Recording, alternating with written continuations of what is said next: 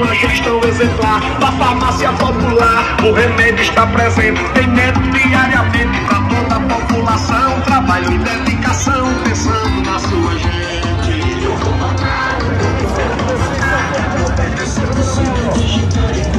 Esse é a climatizada.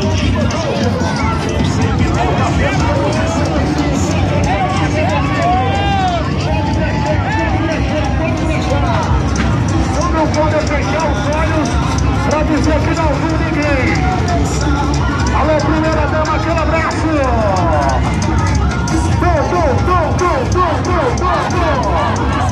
Pode deixar. Só não pode fechar os olhos para dizer que não viu ninguém.